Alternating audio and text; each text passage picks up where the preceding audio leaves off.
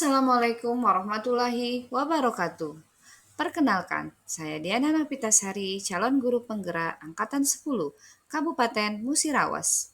Pada video ini, izinkan saya menyampaikan kesimpulan dan refleksi saya terhadap pemikiran Ki Hajar Dewantara.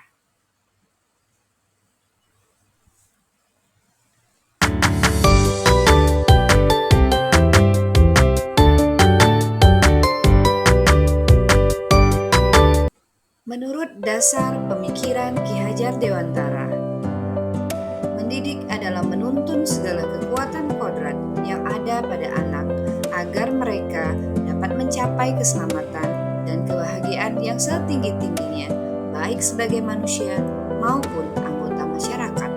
Dengan ini, kita memandang anak didik sebagai manusia yang memiliki kodratnya sendiri, sehingga pendidikan harus memberi penerimaan positif terhadap bakat, minat maupun kebutuhan anak didik.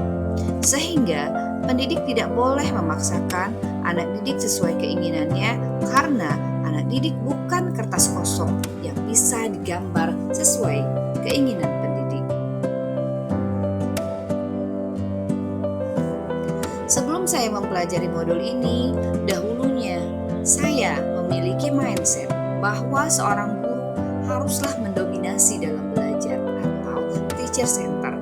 Saya seringkali menerapkan pembelajaran dengan metode ceramah, sehingga dahulu pembelajaran itu cenderung membosankan dan murid pun cenderung pasif. Lalu saya lebih berfokus pada aspek kognitif saja. Saya hanya memikirkan bagaimana caranya siswa mencapai nilai yang sempurna. Nilai pada pembelajaran itu hanya dilihat dari angka. Lalu saya juga hanya berfokus pada penyelesaian materi target pembelajaran.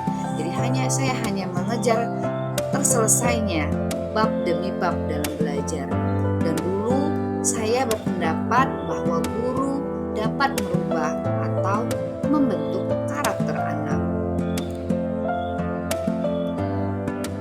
Namun, setelah mempelajari modul ini, saya telah meyakini bahwa siswalah yang harus mendominasi dalam belajar. Artinya, saya harus menerapkan pembelajaran yang menuntut siswa aktif, kreatif, dan inovatif. Lalu, saya juga harus memperhatikan aspek afektif yang sejalan dengan sosial budaya masyarakat kita. Di sini saya tidak hanya memperhatikan aspek kognitif lagi, tetapi juga memperhatikan sikap dan perilaku siswa yang perlu saya tuntun agar selaras dengan sosial budaya kita, seperti menanamkan sikap toleransi, sopan santun, dan gotong royong.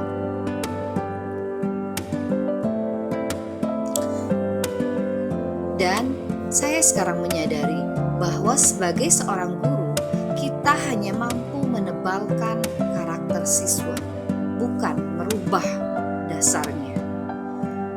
Ketika saya belajar bahwa anak bukanlah tabula rasa, anak bukanlah kertas kosong, melainkan kertas yang penuh coretan samar-samar yang bisa kita tebalkan. Coretan samar-samar di sini diartikan sebagai watak yang sudah dimiliki oleh anak sejak ia lahir, yang bisa kita tebalkan, yang artinya bisa kita arahkan ke arah yang lebih baik.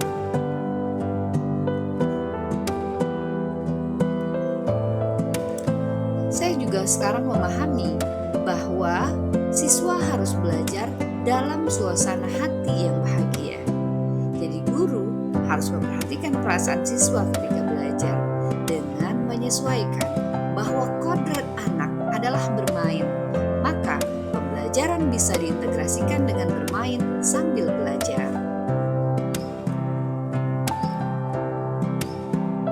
Lalu, apa saja perubahan diri yang saya alami dan akan saya praktekkan di sekolah dan kelas saya? Saya menerapkan Merdeka Belajar dengan mengajak murid turut serta dalam perencanaan pembelajaran.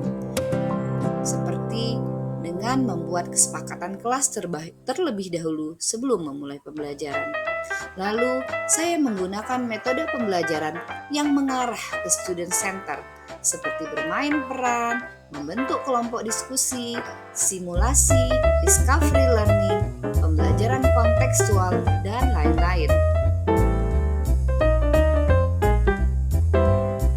Saya juga akan menerapkan pembiasaan budi pekerti yang baik seperti 5S, senyum, sapa, salam, sopan dan santun, gotong royong di lingkungan sekolah, bekerja sama dengan orang tua murid dan juga masyarakat, karena faktor dari keluarga dan masyarakat adalah faktor yang paling penting dalam pembentukan karakter siswa. Lalu, saya menciptakan pembelajaran yang menyenangkan dengan berbagai metode, misalnya dengan metode bernyanyi, bermain di alam, bermain peran, dan lain-lain.